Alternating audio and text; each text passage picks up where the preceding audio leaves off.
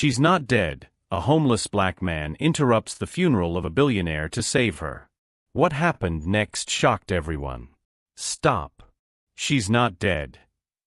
The cry cut through the solemn air of the cemetery like thunder, causing hundreds of heads to turn simultaneously. The pastor froze with the Bible in his hands, the gravediggers stopped lowering the golden coffin, and a shocked silence fell over the funeral of Victoria Sterling, the billionaire who controlled half of the real estate ventures on the East Coast. At the back of the mourning crowd, a black man of about 45 was making his way through the city's elite. His unkempt beard, torn clothes, and worn backpack contrasted sharply with the Italian suits and designer dresses around him. People moved away from him as if he were radioactive. "Security!" shouted William Sterling, Victoria's widower, his face contorted with rage. "Get this madman out of here immediately!"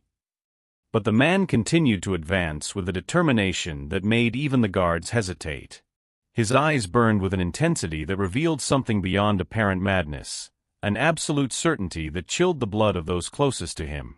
"My name is David Washington," he said, his voice echoing across the cemetery.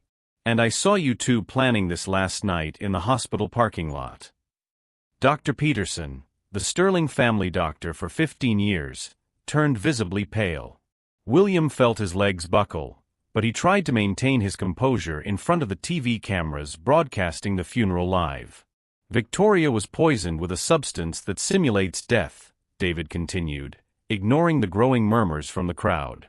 "She's alive, but you want to bury her before anyone finds out." The crowd erupted in shocked whispers. Some reached for their cell phones to record, others recoiled in horror. David walked over to the open casket, his eyes filling with tears as he saw Victoria's pale face. "Please," he pleaded, turning to Victoria's aunt, Mrs. Henderson, who was in the front row. "Let me show you that she's still breathing." William lunged forward furiously. "This bum is making up lies. Victoria died of natural causes." "Then why are you sweating so much?" David asked calmly, taking a small glass vial from his backpack. "And why can't Dr. Peterson look me in the eye?" At that moment, David Washington, who had been sleeping on the streets for 3 years after losing everything in a corrupt court case, displayed a serenity that only exists in those who have weathered much worse storms. There, in front of all the contemptuous stares, he stood firm, like someone guarding a secret too powerful to be revealed before the right time. If this story of conspiracy and courage has piqued your curiosity, get ready to discover how a man society had discarded became the only hope between life and death for one of the most powerful women in the country. The crowd at the cemetery divided into two distinct groups, those who frantically filmed with their cell phones and those who recoiled in horror at the surreal scene. TV cameras continued to broadcast live, turning what should have been a private funeral into a national spectacle. "This man is clearly disturbed," William declared to the cameras, his voice trembling with controlled indignation. "My wife died after a long battle with a rare disease. It is outrageous that a drug-addled vagrant should interrupt our mourning with delusional fantasies." Dr. Peterson adjusted his glasses nervously, forcing a professional smile. "As the doctor responsible for the case, I can categorically state that Mrs. Sterling passed away yesterday at 11:47 p.m. I performed all the necessary tests." David watched the two men with disturbing calm, as if he were watching a poorly rehearsed play. His right hand remained firmly on the small vial, while his left hand discreetly fumbled in his worn backpack. "Interesting, Doctor," David said, his voice cutting through the murmur of the crowd. "Because in the hospital parking lot, you said exactly this: the dose you gave her will last exactly 18 hours. After that, she'll wake up, and we'll be screwed." The silence that followed was deafening. Dr. Peterson visibly paled, his hands trembling as he adjusted the stethoscope around his neck. "Lies." William exploded, but his voice sounded less convincing this time. "Security, remove this deranged individual immediately." But as the security guards approached, Aunt Henderson raised her hand, her voice cutting through the air like a knife. "Wait. If there's even the slightest chance my niece is alive, we need to investigate." David seized the moment and turned to the crowd. 3 years ago, I was David Washington, a software engineer at Sterling Tech Solutions, a subsidiary of Victoria's company. I worked there for 15 years until I discovered that William was embezzling company funds. A murmur of shock swept through the crowd. The cameras zoomed in, capturing every word. When I tried to report the irregularity to Victoria, William set me up. He planted false evidence that I was stealing, criminally prosecuted me, and destroyed my reputation. I lost my job, my home, my family. For 3 years, I lived on the streets while he enjoyed the fortune he stole. William took a step back, his face alternating between anger and panic. That's absurd. This man is a convicted criminal trying to get revenge. I am a convicted criminal, David agreed calmly, taking an old smartphone out of his backpack. That's why no one suspects anything when a homeless man sleeps near the cars in the hospital parking lot. That's why no one noticed me when I recorded your entire conversation last night. Dr. Peterson began to back away toward the parked cars, but David continued, Doctor, you have a 16-year-old daughter at Westfield Academy, don't you? Victoria paid for her scholarship. And William, you promised the doctor that after inheriting Victoria's fortune, you would donate $2 million to cancer research at the hospital where he works. Quid pro quo. The revelations hit the crowd like shock waves. People who had previously viewed David as mentally disturbed now watched him with a mixture of horror and fascination. You think that because I sleep on the streets, I don't listen, I don't think, I don't plan, David said, his eyes shining with an intensity that made even William recoil. But you've forgotten that I've built security systems for this family for 15 years. I know every secret, every weakness, every lie that sustains this empire. William tried one last card. Even if your accusations were true, Victoria is dead. There's no way to reverse death. David smiled for the first time since he had arrived at the cemetery. Tetrodotoxin, extracted from the pufferfish. In controlled doses, it paralyzes the nervous system, reduces the heart rate to imperceptible levels, and induces a catatonic state that perfectly simulates death. The antidote, he raised the vial, must be administered within 20 hours, or the paralysis becomes permanent. Dr. Peterson collapsed into a nearby chair, his face in his hands. My God, what have we done? The TV camera captured the exact moment when William's mask finally slipped. His expression of feigned grief turned to pure hatred, and he lunged toward David with clenched fists. You destroyed my life for 3 years. William shouted. I won't let you ruin everything now. But David didn't move. He stood there, holding the vial as if it were the most precious thing in the world, while his voice echoed across the cemetery. The difference between us, William, is that you never understood the true value of a life. But someone who has lost everything learns exactly what is worth saving. Each new humiliation William tried to inflict only strengthened something inside David that his oppressors couldn't see. A silent force fueled by the very injustice they tried to perpetuate, as if each insult was fuel for a fire that was about to consume everything they had built on lies and cruelty. The revelation about the recording hit the crowd like an earthquake. Dr. Peterson was visibly panicked, sweat dripping down his face as he tried to find a way out. William, on the other hand, forced a confident smile, as if he still believed he could control the situation. Even if you have a recording, William said, his voice regaining some of its previous arrogance, it proves absolutely nothing. Any court would dismiss evidence obtained illegally by a convicted criminal. You're nothing but a disturbed homeless man trying to blackmail a grieving family. David watched William with a calmness that made some of those present uncomfortable. It was the serenity of someone who knew every move in the game before it even began. You're right about one thing, William, David replied, putting his smartphone back in his backpack. A court would indeed question evidence obtained by me. That's why, for the past 3 months, I haven't been the one collecting the most important evidence. A murmur of confusion swept through the crowd.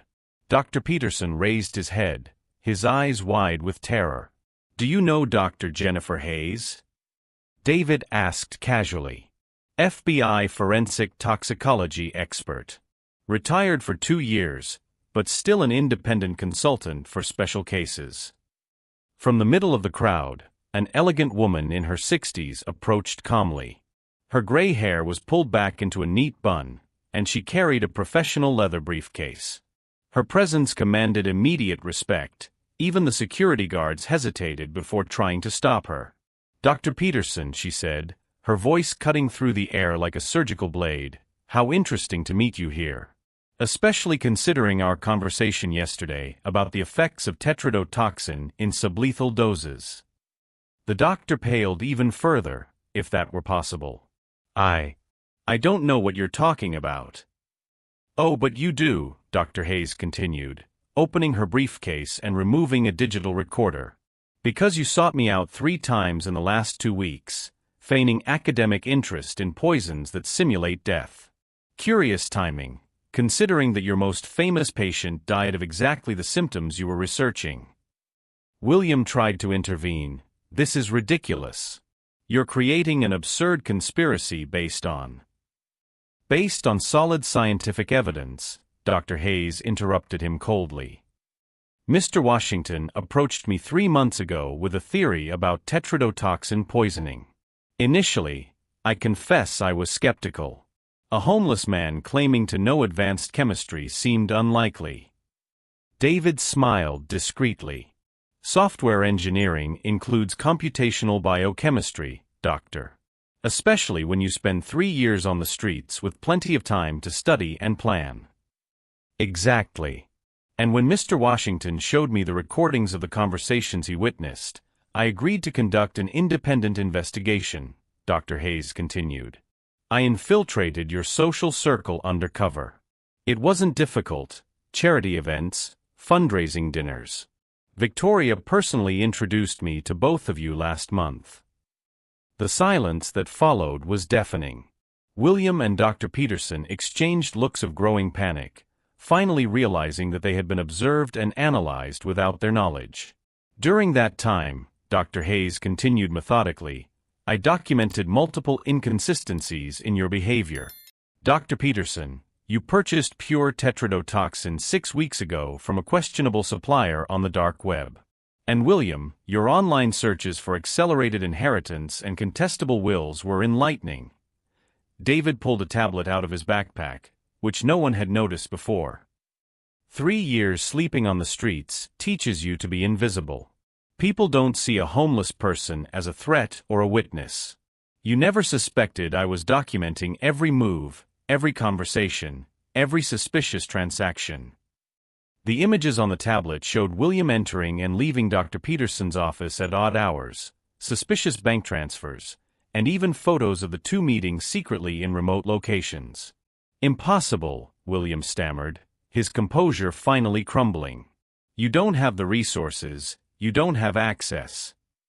"The public library offers free internet for 4 hours a day," David replied calmly. "Enough for a software engineer to keep his skills sharp. And when you destroy someone's life unfairly, that person has plenty of time to plan an appropriate response." Dr. Peterson finally broke down completely. "Please stop this. He threatened me. Said he would destroy my career, that my daughter would lose her scholarship. I didn't want to do this." "But you did," Dr. Hayes replied coldly. "And now we have 47 minutes to administer the antidote before the effects become irreversible." Aunt Henderson approached the coffin, tears in her eyes. "Please save my niece. If there's hope, we have to try." William made one last desperate attempt. "Even if all of this is true, you can't prove she's still alive. What if you're wrong? What if you kill her trying to save her?" David approached the coffin and for the first time, allowed emotion to show in his voice. "Victoria gave me a chance when no one else would. When I was just a young engineer from the suburbs, she saw potential where others saw only difference. For 15 years, I worked to build systems that would protect her company, her family, her life." He looked directly at William, his eyes burning with an intensity that made the man recoil. "You destroyed my life out of greed. You turned me into an outcast, a criminal, a nobody. But what you didn't understand is that taking everything from a man also frees him from any fear of losing. The crowd watched in absolute silence as David prepared the antidote, his hand steady despite the magnitude of the moment. You thought that breaking my life would break me. But every night sleeping in the cold, every look of contempt, every moment of humiliation only reminded me why I was doing this, his voice echoed across the cemetery. Not for revenge. For justice. Dr. Peterson whispered almost inaudibly, "My God, what have we done?" At that moment, as David leaned over the coffin with the antidote in his hands, every person present realized that they were not just witnessing a possible medical miracle, but something much deeper, the resurrection not only of Victoria, but of the very idea that truth and justice could still triumph over corruption and privilege, no matter how powerful those who tried to bury them might be. With steady hands that contrasted with the magnitude of the moment, David leaned over the coffin and administered 3 drops of the antidote to Victoria's pale lips. The silence in the cemetery was so deep that the sound of the drops touching her tongue echoed like distant thunder. "This won't work," William whispered desperately, but his voice trembled. "She's been dead for over 12 hours. It's impossible." "Shut up," Aunt Henderson cut him off coldly, her eyes fixed on Victoria's face. "Now we'll see who's telling the truth." Dr. Peterson was visibly breaking down, his hand shaking uncontrollably as he muttered, "My God, what if she really is alive? What if I really did sign a false death certificate?" David placed his hand on Victoria's chest, counting the seconds in a low voice. "The antidote takes between 3 and 5 minutes to reverse the effects of tetrodotoxin. From now on, it's a matter of time." TV cameras captured every second in real time, broadcasting the most surreal moment in recent history to millions of viewers across the country. Reporters whispered their narrations in reverent tones, as if they were documenting a medical miracle. At the 2-minute mark, something happened. An almost imperceptible tremor in Victoria's fingers caused the crowd to collectively hold their breath. Dr. Hayes approached with a stethoscope, checking the vital signs that were beginning to manifest. "Detectable heartbeat," she announced, her professional voice barely concealing her excitement. "Shallow breathing, but present. Body temperature beginning to normalize." William took several steps back, his face alternating between utter panic and furious denial. "That's impossible. It's some kind of trick, a stunt." "Trick?" David turned to him with frightening calm. "Like the trick you used to steal $15 million from her company over the last 2 years?" The revelation hit the crowd like a bomb. David continued relentlessly, "Or like the trick of forging charity documents to divert funds to offshore accounts in the Cayman Islands." William turned completely pale. "How did you couldn't have known that." 3 years sleeping on the streets gave me plenty of time to hack into security systems that I designed myself," David replied, pulling another device out of his backpack. "Especially when you were stupid enough to keep the same passwords I set up 15 years ago." On the tablet, David displayed bank statements, international wire transfers, and incriminating emails that systematically documented William's corruption scheme. The crowd murmured in growing shock as the magnitude of the conspiracy unfolded. For minutes in, Victoria Sterling opened her eyes. The collective scream that echoed through the cemetery was deafening. People cried, screamed, and frantically filmed as Victoria tried to sit up in her own coffin, confused and disoriented but unmistakably alive. Where am I?" Her voice came out hoarse but audible. "Why is everyone looking at me like that?" Aunt Henderson broke down in tears, hugging Victoria as she quickly explained what had happened.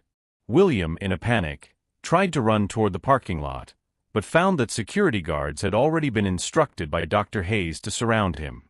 "You can't arrest me," he shouted. "You don't have a warrant, you have no authority." At that moment, police sirens echoed through the cemetery.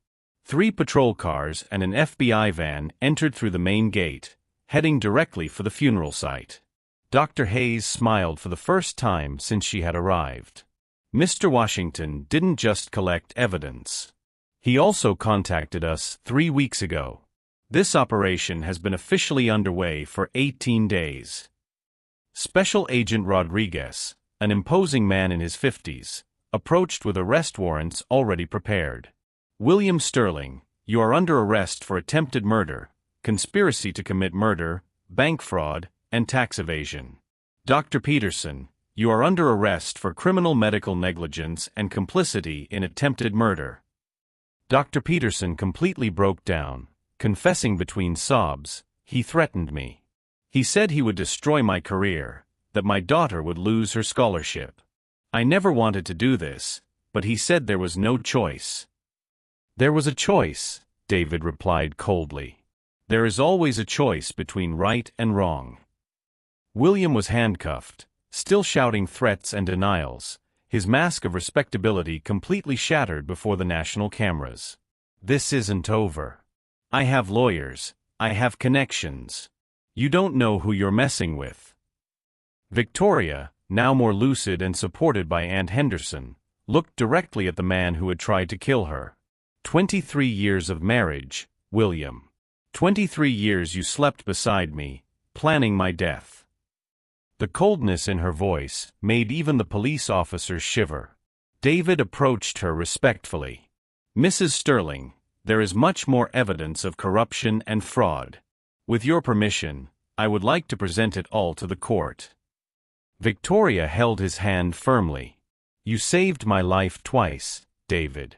15 years ago, when you helped me build security systems, and today, when you brought me back from the dead. Do whatever is necessary.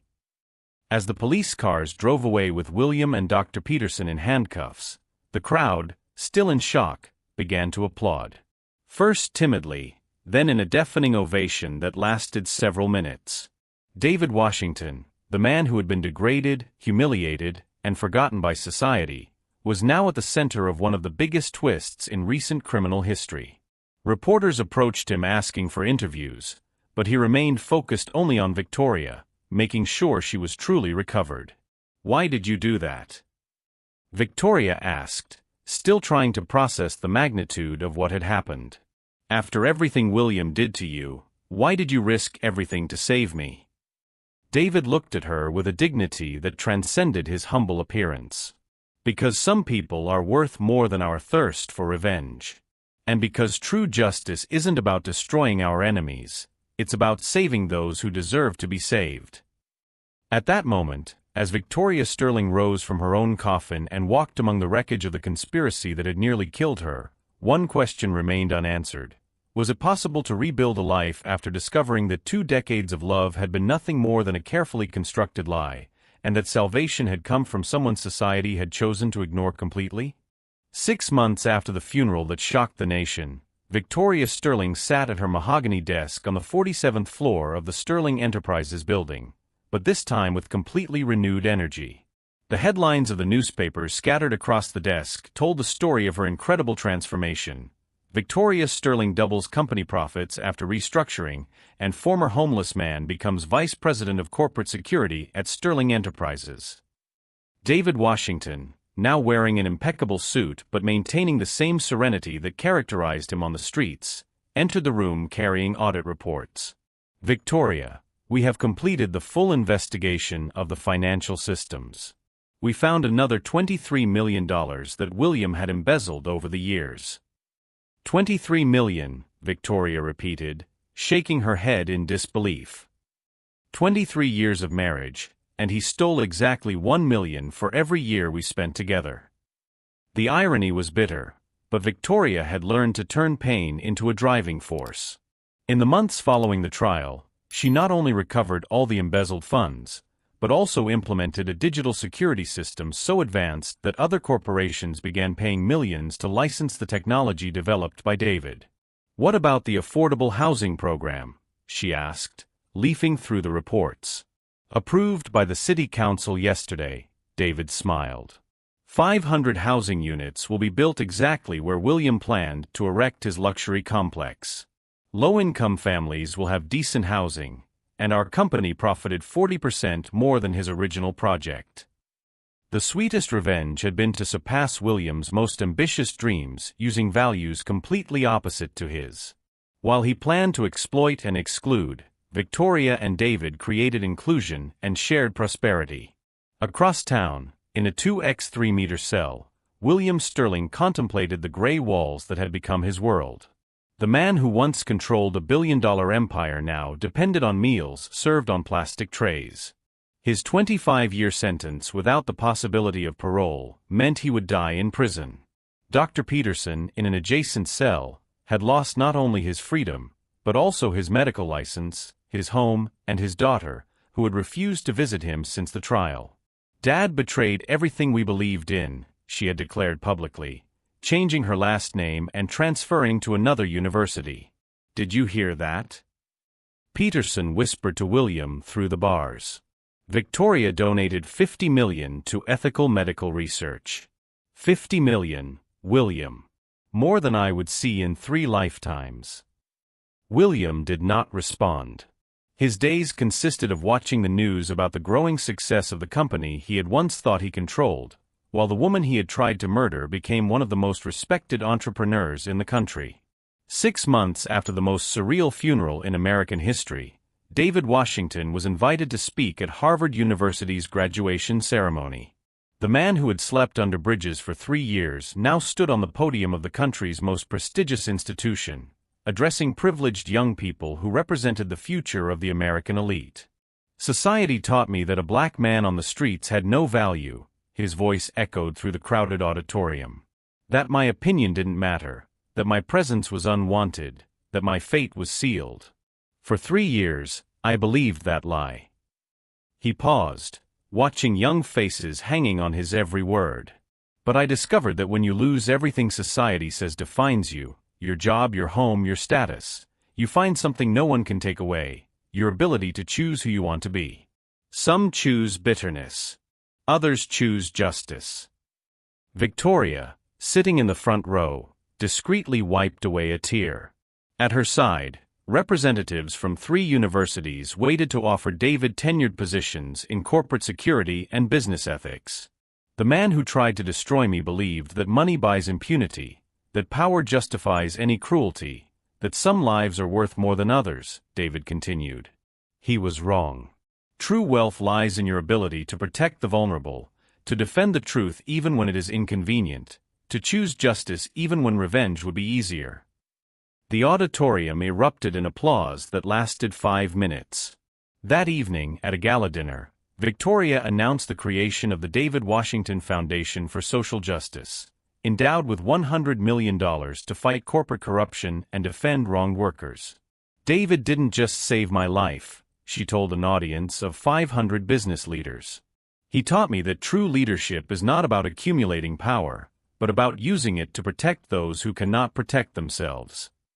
David, now nationally recognized as an expert in corporate ethics, had turned 3 years of humiliation into a life mission that would impact generations. His story became a case study in business schools, an example of how integrity can triumph over corruption even in the most desperate circumstances. 2 years after the funeral, Victoria and David were back at a cemetery, this time for the burial of William Sterling, who had died in prison of a heart attack. Only the 2 of them attended. "He got what he wanted," Victoria said quietly, watching the simple coffin being lowered. "He died rich in regret." David nodded. "The difference between us and him is that we chose to build rather than destroy. He tried to bury me, but he forgot that seeds grow in the earth." As they walked back to the car, Victoria reflected on the deeper lesson of the whole experience. "You know what I learned, David? The best revenge isn't to make your enemies suffer. It's proving them completely wrong about who you are and what you're capable of." David Washington had proven that a man can lose everything and still find the strength to save others.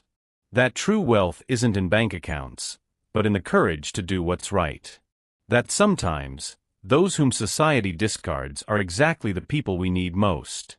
If this story of justice and transformation has inspired you, subscribe to the channel to discover more real stories of people who have turned injustice into purpose, humiliation into greatness, and proven that no matter how low you fall, there is always a chance to rise stronger than your enemies ever imagined possible.